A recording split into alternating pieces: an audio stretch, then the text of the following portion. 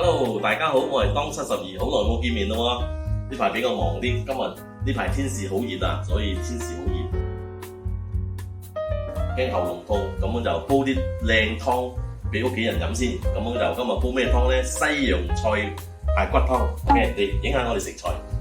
咁我咧就準備呢個2嚿花肉啦，就好似食肉骨茶咁啦，攞嚟烚咗點豉油食啦。跟住呢個就排骨啦，一條斬咗一嚿嚿。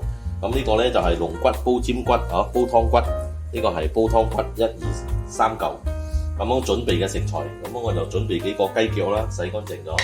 咁我就準備呢個紅棗，紅棗咧就要剪咗佢啦，呢度有剪咗嘅，全部有剪咗本，剪咗整出味啦。呢個就係蜜棗嚟嘅，大粒啊擠2粒，細粒啊擠3粒啦。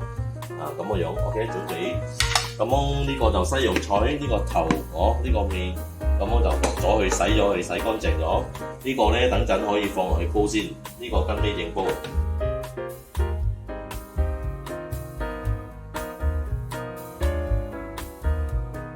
咁而家我哋就水滾咗啦，我哋就準備擠料落去，烚呢啲骨，烚咗。俾嗰啲泡出咗嚟，嗰啲血水出咗嚟，然後我哋正擠落呢個湯呢度咯，湯都係準備咗呢個水啦。OK， 呢度就烚咗啦，烚咗我哋就放嚟呢度過冷河啦，呢度擠水嘅，咁撈上嚟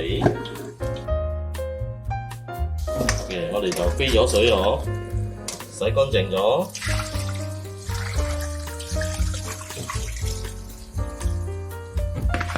OK， 咁我哋就可以擠落去啦。咁呢個咧，我哋就擠落煲湯呢度啦。哇，咁多料，肯定好甜啦！呢煲湯唔使話。咁而家咧，我哋就開始落料啦。頭先呢個蜜棗3粒，大粒嘅就2粒。咁我就等陣就唔使擠糖噶啦，呢個就紅棗。應該咧仲要擠杞子，杞子係跟尾擠嘅，因為杞子會爛晒。跟住呢個吊片，或者你有一個叫做好啲嘅吊片都得，大隻啲、圓啲嘅嗰個貴啲。呢個吊片擠落去，佢就一齊煲咯。咁呢個都可以擠落去噶啦，呢個西洋菜棍擠埋落去煲先。咁大概煲到去應該有60成熟嘅時候，我哋至嚟擠呢個，嚟擠呢個西洋菜。咁我用啦花肉，咁我今晚咧就係食呢個花肉啦。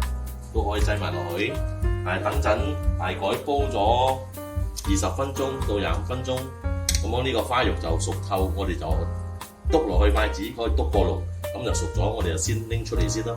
因為你再煲佢就太柴咗，大概咁樣要煲25分鐘，跟住我哋就擠呢個，擠西洋菜，擠西洋菜之後，我哋就再煲多去，大概都係25分鐘，咁樣啲煲湯咧應該就得㗎啦。咁暫時咧，我哋就咁樣煲住先啦。等陣調味嘅時候，我哋正繼續啦。而家我哋呢個滾咗係咪？都有半粒幾鐘，7個字咧，應該35分鐘啦。啲雞腳啊，啲豬肉啊，你睇下篤落去佢熟嘅，你睇下篤落去熟嘅，篤落去熟嘅，咁樣就即係熟咗咯。啲雞腳已經係夠腍咗啦。如果係講你冇拎上嚟時間再煲多半個鐘咧，佢就爛晒噶啦，唔好食噶啦。OK， 咁樣咧，我哋就調味啦。入邊剩翻嗰啲大骨，我哋係唔食噶啦。呢啲龍骨大骨唔食噶咯。咁樣我哋調味就係味精，自己人飲嘅，調下味就好啦。咁樣就糖我唔擠噶啦，因為頭先擠喺嗰個蜜棗係甜咯，紅棗都甜喎，鹽。咁我哋稍為係咁上下先，等陣咧我哋再加啦，唔夠嘅時候，呢個就再加啲湯落去煲。我哋開大火，然後呢一次咧我哋就擠埋呢個西洋菜啦，擠晒落去煲啦。OK， 呢煲湯咧其實買啲雞腳幾蚊啦，呢個花肉又10幾蚊啦，排骨又成10蚊啦，跟住嗰個煲湯骨又10幾蚊啦，加上嚟呢煲湯咧都要40幾蚊嘅，煲一煲湯係要40幾蚊嘅，即係講大概4到5個人食，6個人食都得一煲湯我，要40-50蚊㗎，真係唔平㗎。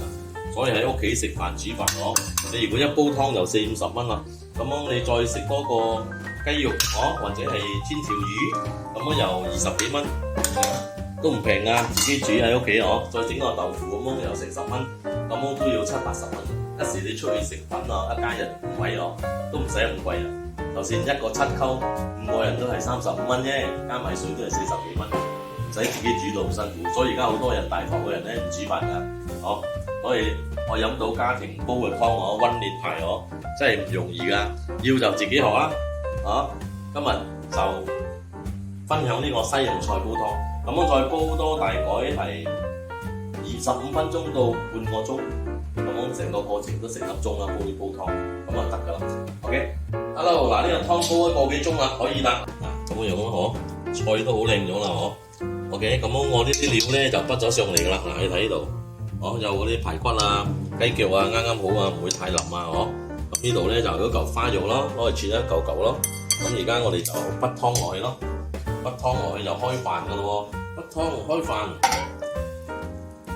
呢個就係西洋菜湯啦 ，OK， 試下湯咯喎，雞腳啱啱好喎，咁我最緊要切啲辣椒仔、蒜米點下啦，點下啲花肉啦，試下先。啱啱好，頭先調嗰味係啱啱好咗噶，正。我影下我要分享下我嘅